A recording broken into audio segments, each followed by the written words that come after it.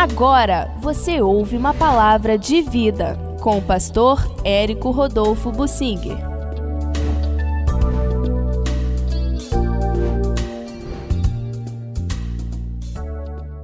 As más perspectivas humanas para a vida de Jó o levaram a crer num juízo futuro da parte de Deus, um Deus justo em quem ele cria.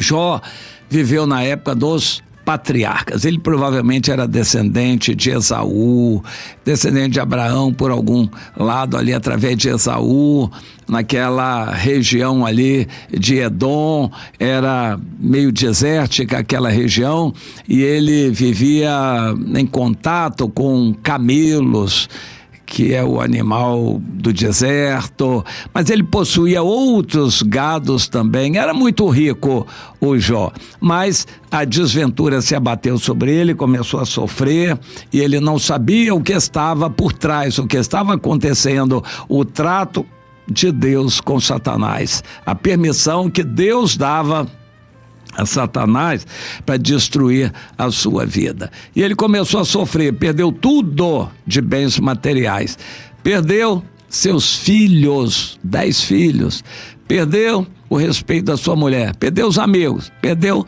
a ajuda dos parentes, foi perdendo tudo. Depois perdeu a saúde, ficou entre a vida e a morte, pele e osso. E por fim vieram os amigos querendo consolá-lo, mas foram também inspirados por Satanás e passaram só a acusá-lo. Tudo aquilo compôs um conjunto de fatores que pressionaram, acusaram o Jó, fizeram a vida dele ser bem sofrida. No capítulo 19, ele resume um pouquinho do que ele passava, que é doloroso para nós imaginarmos, quanto mais sofrermos. Ele diz: olha, eu chamo o meu criado e ele nem me responde. Eu tenho de lhe suplicar, eu mesmo. Antes, Jó era poderoso, bastava ele levantar o dedo, já apareceu um monte de serviçais ali. Agora, o criado zombava dele, não atendia, e ele tinha que ficar suplicando. O meu hálito é intolerável à minha mulher, e pelo meu mau cheiro sou repugnante aos filhos de minha mãe. Quando a pessoa está em pé, ela pode tomar banho, mas quando ela está doente no hospital, a enfermeira dá banho na pessoa, com panos, com produtos químicos, etc, etc. O Jó não tinha ninguém por ele, se removia ali, se revolvia na cinza do chão. Imagine o Jó todo sujo da sujeira do chão, misturando suor ali, e a doença exalando maus cheiros, a boca dele também cheia de tumores e coisa desse tipo, exalava mau cheiro. É difícil a gente ficar perto de uma fonte de mau cheiro, é muito difícil realmente, mas o Jó estava reclamando disso. Minha mulher não aguentou o meu mau cheiro, e até as crianças me desprezam, e quando eu quero me levantar, tudo é difícil para eu conseguir me levantar do chão. As crianças zombam de mim. Todos os meus amigos íntimos me abominam, e até os que eu amava se tornaram contra mim. Interessante, eu amava essas pessoas, eram amigos, agora eles são críticos, estão contra mim. É duro a gente aguentar uma situação dessas. Os meus ossos se apegam à minha pele e à minha carne. Eu me salvei somente com a pele dos meus dentes. Dente não tem pele. Será que ele queria se referir à gengiva, que estava toda machucada também? Era muito dura a vida do Jó. E ele diz: compadecei-vos de mim, amigos meus. Mas não adiantava, a situação dele só piorava, e isso levou o Jó a uns questionamentos. Senhor, por que o Senhor permite que gente tão errada viva bem, prospere, termine seus dias em paz, morra bem, apesar de ter vivido fazendo muitas coisas erradas. E por outro lado, porque pessoas como eu, que procurei sempre andar direito na tua presença, porque a gente sofre, Senhor. Claro que o Jó não sabia do que Jesus passaria. Jesus que citou o próprio Jó, o Jó não sabia dos planos de Deus para o futuro. O Jó só sabia que Deus existe, Deus é justo, e ele então declara, ainda nesse mesmo capítulo 19 do livro dele: eu sei que o meu Redentor vive e por fim se levantará sobre a terra. Isso era uma conclusão tremenda. O Jó não tinha Bíblia, ele não tinha uma religião organizada. O Jó tinha um contato com Deus através da natureza, e ele concluiu isto: um Deus que criou uma natureza tão perfeita, um Deus que é tão poderoso para criar essa natureza e até modificá-la quando quiser. Esse Deus tem poder, ele continua tendo poder. Eu sei que ele vive. E aí?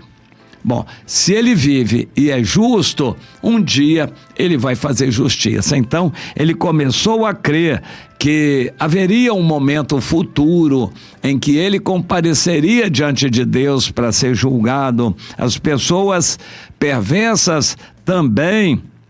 E ele termina esse capítulo dizendo: meus amigos, tenham temor a Deus, porque ele é Deus, ele é justo e ele é juiz, e ele vai julgar a terra. Eu creio nisso, existe um juízo futuro. E terminam as palavras de Jó nesse capítulo. Eu acho isso muito interessante. O Jó foi levado em seus pensamentos a acreditar que Deus futuramente vai fazer justiça, que não é aqui na terra. Há um ditado que Satanás gosta de disseminar por aí: o que aqui na terra a gente faz, aqui a gente paga. Não. Existe um juízo futuro. Eu sei que o meu Deus vai se levantar como juiz, nada vai passar despercebido. Mas por que tanta gente está fazendo tanta coisa errada nas igrejas? Por que tanto pastor se corrompendo? Por que tanta coisa errada em nome do evangelho? Porque Deus deu livre-arbítrio e Deus está permitindo. Mas será que Deus não está vendo esse erro? Claro que está, e anotando. E um dia vai julgar, e com rigor, muito rigor, Deus vai colocar naquele juízo. Mas não é agora. Nós cremos nisto. E a nossa luta diária nos leva a crer num juízo futuro, perfeito, justo. Um Deus justo não pode deixar de fazer juízos. O Jó começou a crer mais firmemente nisto, e foi uma conclusão tremenda para a vida dele. Meu irmão, você tem isso na sua mente, você sabe que Deus é justo. Há muitos crentes que pensam assim: na igreja todo mundo anda de qualquer jeito, então eu vou andar também, porque todo mundo na igreja faz isso, faz aquilo, no mundo também, então eu acho que não tem nada demais eu fazer isso ou aquilo também.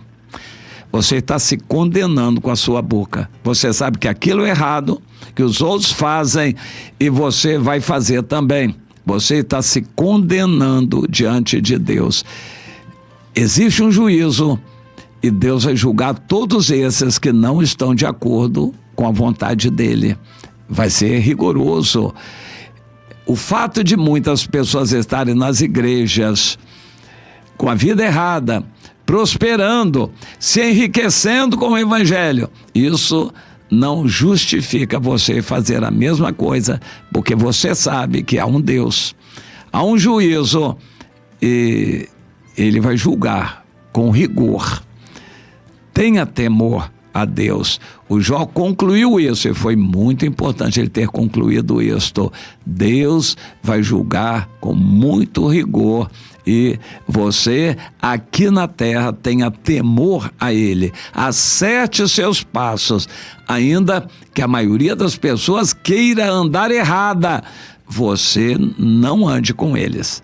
Não se misture com eles, porque você sabe que há um Deus que vai julgar você e vai ser rigoroso. Entenda isso. Tenha esta convicção que o Jó custou a ter também, mas tenha no seu coração essa certeza de que Deus é bom, é justo, vem para fazer juízo e não vai ter compaixão no dia do juízo. Juízo é com justiça, não é com compaixão.